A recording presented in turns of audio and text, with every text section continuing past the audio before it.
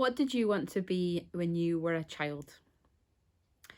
Did you want to be a superhero or perhaps a fireman or maybe a doctor or a teacher or maybe even a police officer?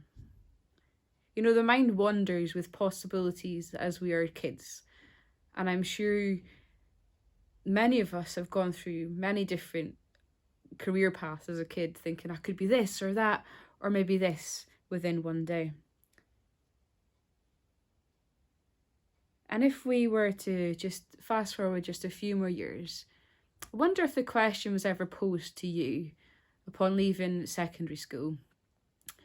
Where do you see yourself in 10 years' time? Now, it's normally about that point when we're leaving secondary school that we perhaps know what way we want our life to go. We know what career path we're going to go down, whether it's university, whether we've chosen to do an apprenticeship or get a job. We have a better idea on what we want to do. Now, the first question we touched on a little bit in Bible study this week. When I was younger, when I was in primary school, I wanted to be a few things, to be honest. But one of the first things I thought of being was a policewoman.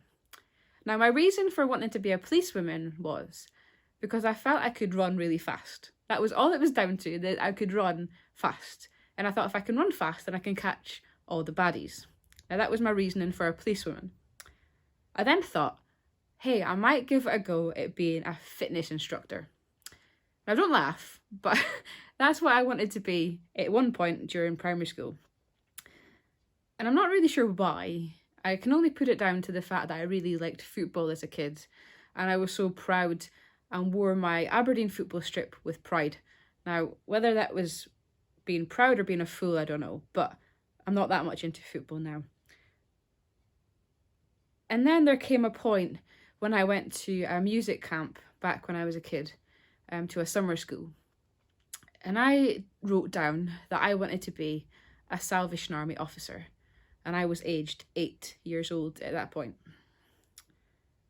Fast forward 15 years from that moment, and I moved from my hometown in Peterhead to London to train to become a Salvation Army officer. Jeremiah 1 verse 5 says, "Before I formed you in the womb, I knew you. Before you were born, I set you apart. I appointed you as a prophet to the nations." How amazing is that? How amazing is it that God knew us? He knew us so intimately before we were born. And he knew what path we would go down as well. On the 13th of July 2013, myself along with Matthew and our other friends within our session were commissioned and ordained as Salvation Army officers. Commissioned and sent out to proclaim the good news of the resurrection and God's love for everyone. Now, I remember the lead up to that day. I remember the mixed emotions, being excited about the day itself, but being filled with a bit more fear for the journey that lied ahead. I was being commissioned and sent out to a very small town or valley, in the Welsh valleys, called Llangennith. I was what might have felt like a million miles away from family. And I was 3 hours going to be from Matthew. I was all on my own, being sent out just me. And in my head, I knew that if I was going to go on this journey, then I couldn't do it by myself, that I needed to draw on the strength and wisdom from God to journey through this new adventure. Now, Jeremiah felt some of those same feelings. Jeremiah replies to the Lord in Jeremiah 1:6, saying, "Ah, sovereign Lord," I said, "I do not know how to speak. I am too young." I wonder how many of us can relate to those feelings that Jeremiah expressed to the Lord. I wonder how many times we give ourselves excuses and we lay those excuses to God.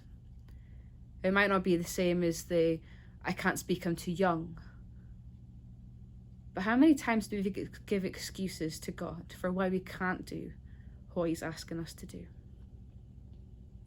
I'm sure I'm not alone with these thoughts and feelings, and I find it quite refreshing and encouraging that God called and used people like Jeremiah, who felt that they couldn't speak, who felt that their words wouldn't be any good,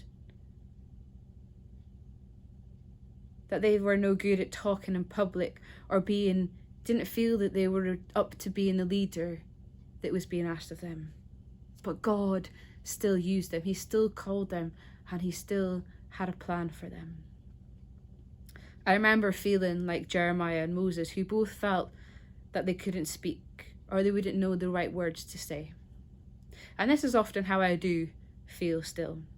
I may be 7 years into my ministry journey, but there are still times when I feel that I'm not quite equipped for the task ahead, especially the task ahead of us that we all face right now. It gives me more confidence as we continue to read and take in the words from Jeremiah chapter 1. In verse 8 says, "Do not be afraid of them, for I am with you and I will rescue you, declares the Lord." The Lord is with us as we go out. He does the sending, but he also comes along with us for the journey. He never leaves us on our own, no matter what he calls us to do. I wonder where you've seen God guide you and rescue you in your life so far. As I reflect over the last 9 years, from being in training college to being officially ordained and sent out, I can say with certainty that my God has been faithful to me and that he's provided me with all that I've ever needed. Have you experienced God's faithfulness in your life? I wonder what stories and moments come to your mind as you reflect on your spiritual journey thus far. These words are a reminder that God is always with us and journeying this road alongside us. They provide me with such confidence and comfort as we move forward and continue to be guided by the one who created all of us and the world around us. Verse 10 says, "See, today I appoint you over nations and kingdoms to uproot and to tear down, to destroy and overthrow, to build up and to plant." There are seasons in life for everything, and the season that we are in just now may be different for each one of us. But God continues to hold us and guide us and help us through these ever-changing seasons of life. The one who called you and will certainly not leave you. Have you heard God's call on your life? What has God called you to do? I want to reassure you this morning that if we journey this road with God by our side, then we have nothing to be fearful about. Now, I know that's easier said than done, but let me leave you with some lyrics that have spoken to me during this last week. Fear cannot survive when we praise you.